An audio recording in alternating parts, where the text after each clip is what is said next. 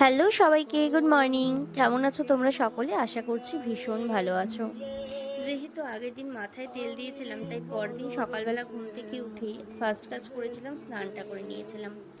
আর একটু বাবার সাথে বেরোনোও আছে রাস্তায়, তাই ভাবলাম একেবারে রেডি হয়ে নিই। বলে শেষ নয়, বাকি আছে খেলা, যে রং পাড়ছয় লালনের ভেলা। আর এদিকে যেহেতু পুজোর হাতে গোনা মাত্র কয়েকটা দিন বাকি, যখনই বের হচ্ছি সব দিকে দেখতে পাচ্ছি পুজোর প্যান্ডেল শুরু হয়ে গেছে। এই ব্যাপারটা কিন্তু বেশ ভালো লাগে, জানো তো। এই পুজোর আগেই না ভালো লাগে, লোকজন দিয়ে রাস্তাঘাট ভরা থাকে, প্যান্ডেল শুরু হয়ে গেছে, দেখতেও বেশ মজা লাগে। পুজোটা আসলে কেমন যেন মনটাও খারাপ হয়ে যায়, কারণ ওই যে চোখের নিমিষেই এই কয়েকটা দিন একদম পেরিয়ে যায়, যার জন্য আর তখন ভালো লাগে না। তারপর একটা কেক নিয়ে নিয়েছিলাম, যার জন্য বেরিয়েছিলাম, মানে আজকে বৌদির বার্থডে, তো তার জন্য একটা কেক নিয়ে নিলাম। কেক নিয়ে ঘরে এসে ওটা রেখে এখন আমি লাঞ্চ করে নিয়েছি মাঝখানে।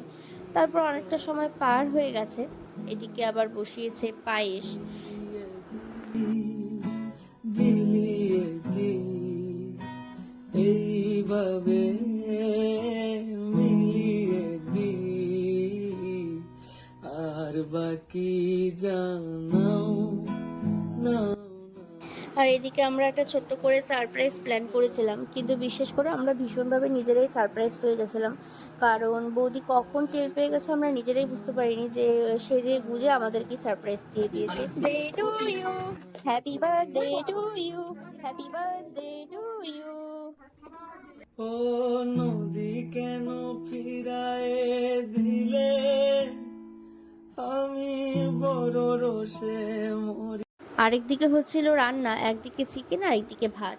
তাহলে চলো আজ আসি, দেখা হচ্ছে তোমাদের সাথে আবার খুব তাড়াতাড়ি নেক্সট ব্লগে। Bye bye.